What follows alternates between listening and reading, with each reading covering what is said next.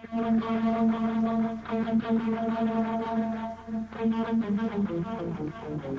hit LA with a backpack, a piece of steel in one hand and a can of mace in the other. And guys were trying to sell me joints everywhere. And then some black guy turned me on to the bus station. So I found the bus station, and there'll be a song all about the bus station on our EP called One in a Million. And then I rode all around Fullerton, thinking it was just the smallest city I had seen, and I would find Izzy. I rode the bus for like 2 days. Never found Izzy. But, yeah, I stayed in Huntington Beach for a while. I found this empty apartment with a door open and a skateboard in the corner, and that was Izzy's. Got lucky. I paid some guys a case of beer to help me find Huntington Beach. I didn't know where it was. And then I hitchhiked the whole country for a while, looking for where I wanted to stay and start working on a band. You know, went all the way up to, went to San Francisco, went to Rhode Island, went down to Hollywood, Florida, back to Indiana for a while to regroup my brain, and then back to LA, and I moved to Hollywood with it.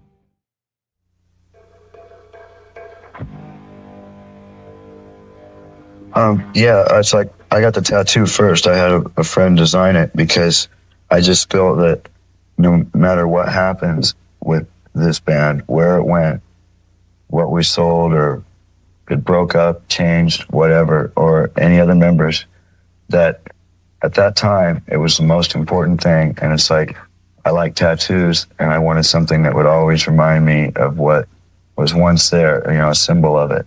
And so, you know, I got the cross tattoo here. And then Geffen liked it so much, we decided to use it for a cover.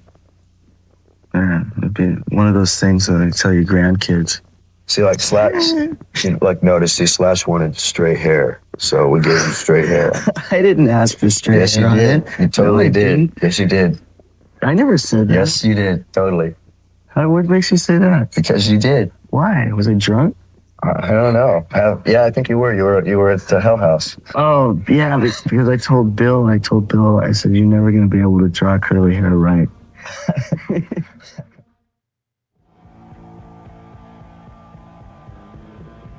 Dynamics is it's physical, you know? I mean, it's definitely an emotional and physical thing. That's where it comes from. It's like, you know, you get to one part and then you want to, you know, I can't put it into words really what it is. It's just a feeling. Slash is one of the most emotional guitar players that I've ever met or ever seen. And coming from Indiana, I used to play with this guitar player named Paul, and I learned about blues and emotionalism and stuff through him, and he was a big Page fanatic. And then I came to LA and I saw all these people trying to be Eddie Van Halen. And it took 5 years to find somebody who played more from the heart rather than just trying to be the fastest and trying to do this and that to be a big rock star. Someone who, like, he'll be very quiet and stuff most of the time and really won't let a lot of himself out until he picks up a guitar. And then his heart and soul seems to pour out through the guitar. And it's just like, I sit down a lot of times at shows, I'll sit down right on the stage, right in front of his amp when he's doing a solo, because it means so much to me just to hear that. Welcome to the jungle. It's the worst time every day. Gonna live in the jungle where it's black. You gotta hold on what you need. Then eventually, you can have anything you want, but you better not take it from me. Jungle.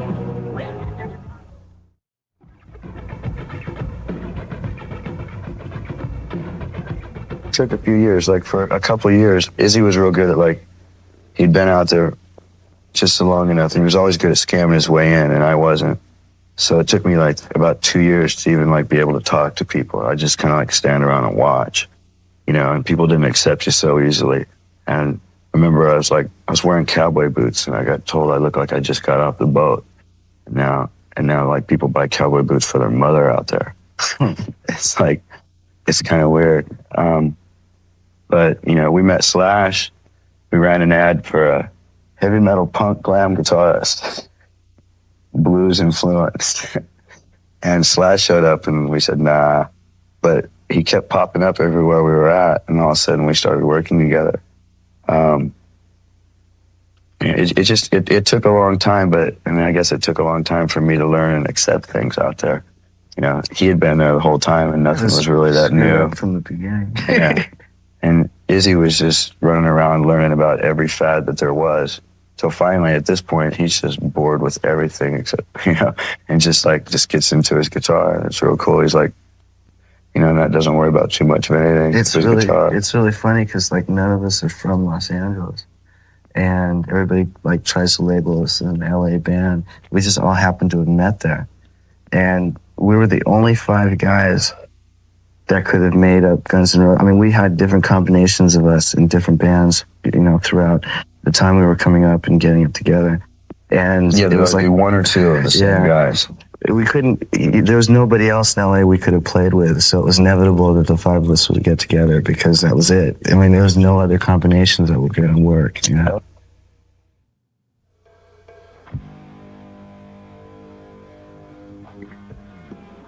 I heard a Paul McCartney interview, and he was talking about how he writes songs, and he said that there is no formula. He said he's written songs probably every single way, you know, imaginable. And, you know, he was wondering if there was a few more ways. Sometimes it starts out with 1 word, sometimes 1 note, sometimes a verse, a riff, a chorus, a drum beat. It always varies every time. Sometimes a whole song hits you at once. Then you're very fortunate, I think. And, you know, you've really got something. Other times it takes, you know, it could take up to a year to get a song exactly the way that your mind's picturing it. A lot of times you hear something in your head, you picture it, but you can't quite figure out how to get it out. Like if you were a painter and you see the picture, but you can't figure out how to paint it. I've heard a lot of painters describe it as basically their work is just a shadow of what they saw in their head. You know, and sometimes that's what we get. Other times we nail it right on the head and it completely comes out. When we start a song, it's like I'll try it in different ways and finding which way fits it best. And if I think that some sound, some way of singing is going to work better, I'll just work on that way. It might be something new that I've never done before. Like It's So Easy, I'd never sang a song like that before, but the high voice just didn't seem to fit it as well. And so I started working on the low one, and Mr. Brownstone, it reminded me of a Stones-ish type funk thing. And so I was just playing around with it. And then, you know, we heard a rehearsal tape back and it sounded like it might work. So I just started practicing that way.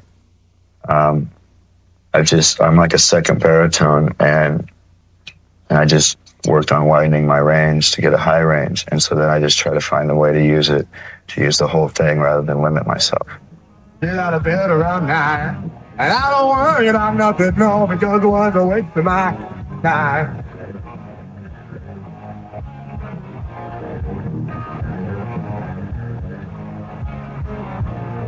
Or the doctor.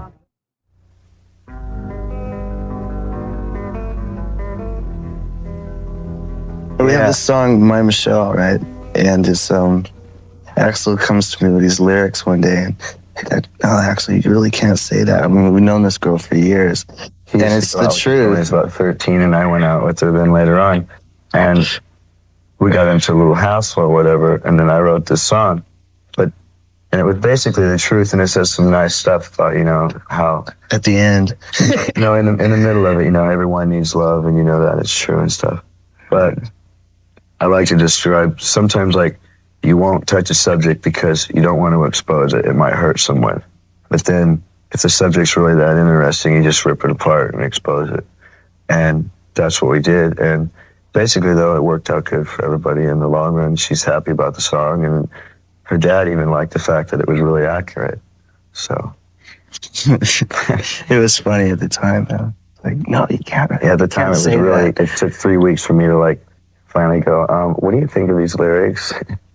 But she was really happy that I wrote it, so. She's like popular.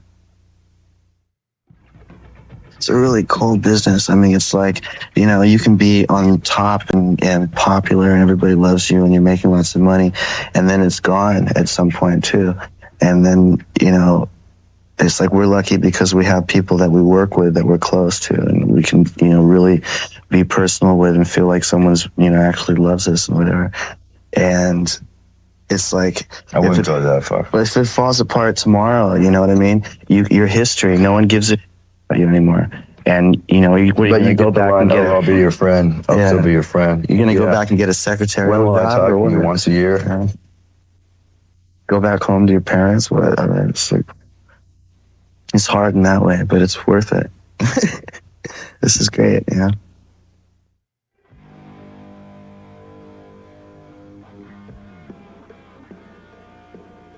We got hired to be the bad boys. And we were the bad boys. And now all of a sudden we have to be businessmen and You can only- respectable and good and stuff like You that. can only be bad boys during non-working And hours. I'm psychotic, and that's a real problem to try to, like, you know, okay, now I'm done with business. Now I can go in this room and be psychotic and tear it up. You know, it's like I have to, like, balance out, you know, when can I destroy everything around me to when I have to be nice to everybody. Yeah, things aren't that cut and dry, so it's hard to...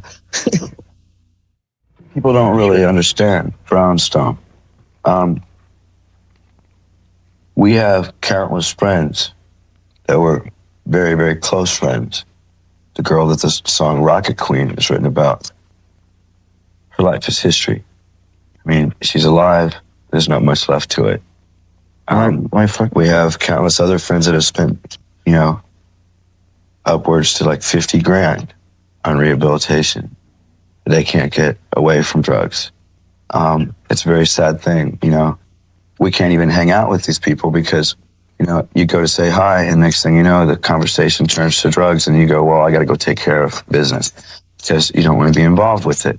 And it's kind of sad because, you know, we grew up with some of these people, or at least me in LA I was out there for 7 years, the last 7 years, you know, and I've, you know, lost at least 5 or 6 people that I hung out with every day. Yeah. So Brownstone is just about having a battle with it, and, you know, and wishing you never touched the stuff and trying to get away from it.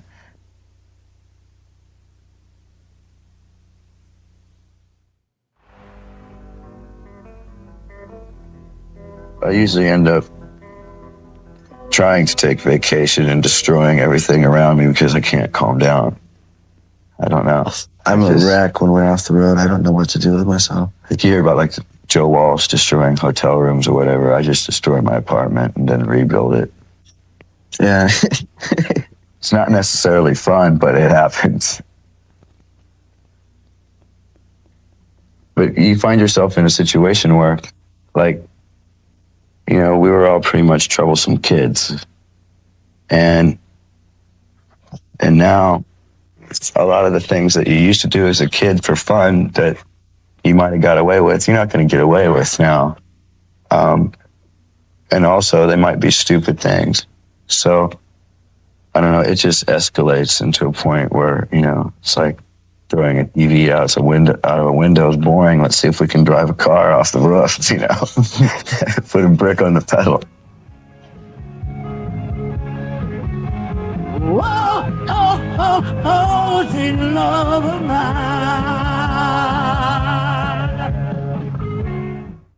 I had a very, very strict upbringing. I wasn't allowed to listen to music, except for old Elvis Presley and Jimmy Swaggart gospel records. The coolest thing. I mean, this Jimmy Swaggart thing that's gone on in the last few things is like no big surprise because I was raised on Jimmy Swaggart religious tapes from when I was 5. We had a reel-to-reel deck and we bought them all.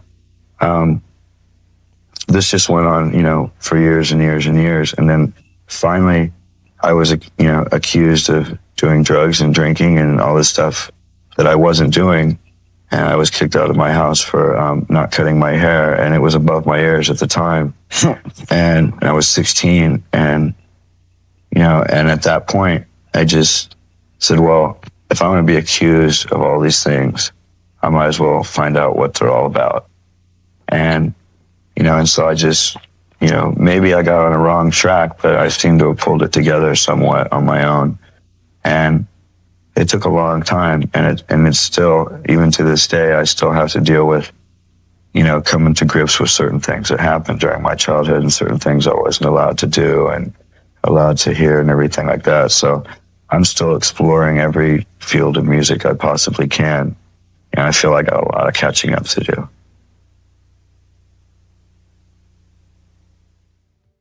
A lot of energy, we're just like 5 kids. And basically, all the work and stuff that goes into what we do is generated by these 5 guys. And now there's a whole, countless people that are involved in what we're doing. And we are sort of the bottom line on a lot of people's careers at this point. You know what I mean? It's like some people, we're the only band that they work with, It's a sort of strange responsibility. But then if you're too much of a pain, they can find someplace else to go. They can still get another job. They can put, I worked with Guns N' Roses on their, what do you call it? Those sheets that you fill out. The blacklist, red list, whatever. Oh, you survived that? Guys, you'll never work in this industry again. Next record is getting to be more exciting, thinking about it all the time. I don't know what it's going to do in terms of sales or our following, but it should be, for us, a very weird experimental process and coming up with a lot of new things, because Appetite for Destruction, a lot of the material written on that was done while we were in the club scene in LA. That's over 2 years ago. Sometimes 3 years ago, some of it.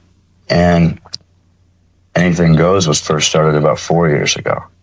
And so during this time, we've had a lot of time to grow and mature, I think, lyrically and musically. And the next record, we get to fuse this all together and see what we come up with. It's a strange thing because we're going to, actually, it's different because we've had a long time, like you said, about, growing and stuff as musicians and as people and experiences and things.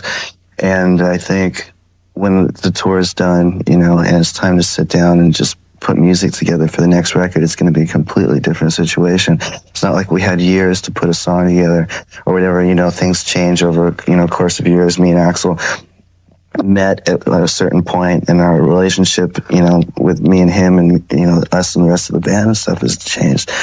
And it's like we're going to sit down and start writing songs, right off. It's hard to explain. It's going to be like sitting down and just putting all this years of experience down, and trying to write however many songs we're going to do. And I don't know, just put it in a certain time frame. Just put it all together. It's like a lot of people right now are getting turned on to Appetite for Destruction, like it's brand new. And we still have the same momentum behind those songs as we've always had, and we still find something in them and we get excited. But, the next record for us will be anywhere from a 2 to a 4 year jump. And a lot of people, are going to get that jump in 1 year's time. And I think it's going to surprise a lot of people. Welcome to the jungle. It's the worst time every day. You're gonna leave the jungle where it's black. You're gonna know what you need. They're gonna hurt you. You can have anything you want. Better not take it from me. Guitar solos and stuff. My own, one place where I get to do guitar solo and stuff. It's never anything that I made up or on before the show or a couple days ago. It's always just made up on the spot, There's a lot of improv. And I'll go skateboarding behind Slash and he doesn't know it, and that's a lot of fun. Or I like to go out in the crowd sometimes, while he's playing and mess with it. Yeah, I ran out into the crowd the other night and I'm wireless now, so it's a new thing. So I go running up into where the monitor board is, and all these people are going, "Oh my God, where's he going?" And the security guys chasing him, there's kids chasing him, and he's running full speed. Meanwhile, they got little low steps. I almost fell. I hit some steps. I was like, "Oh God, I didn't even know they were there." Live playing is 50% of what we are about as far as a band, maybe even more than that. You record. I'm one of those people that enjoys recording. Even though we've only done it seriously once, I like to put everything into it. And then to go out and play it live is, the other half of the the other side of the coin, you know. It's great. I mean, it's the best. Playing in front of a crowd that's, you know, really enthusiastic is one of the best feelings you can ever have, you know. It's the most fun. It's great. We like playing our songs. Also, it's like, you know, I give the light people and everybody a hard time because I don't like to follow the set list, because I like to go off the feel of the band and the feel of the crowd. And like, what I think the band's going to be able to play the best and go for the best vibe with the crowd, you know. So it makes every show just a little bit different, and we never know how we're going to end the show. I mean, we never know if we're going to do an encore or we're going to play for a long period of time, or if, as the case happens a lot of times, if I'm going to get like pissed off and leave, because something always happens at the end of a show for me for some reason.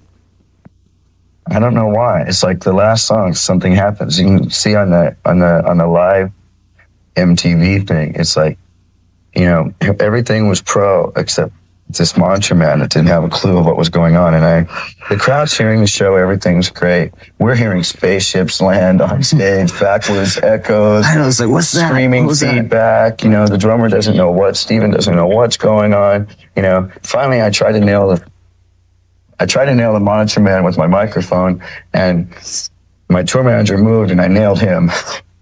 So, but you know, that was messy. Yeah. But it leaves for some excitement. People never know what's going to happen, you know, and they never know if I don't come back, it's like, Axl or what happened. Yeah, this is Slash, this is Axl from Guns N' Roses. And what you're about to see is, I'm sorry. We didn't know. We didn't know. Okay? It was supposed to There be was a cameras, all kinds of things happening. It was an accident. Thank you. Oh.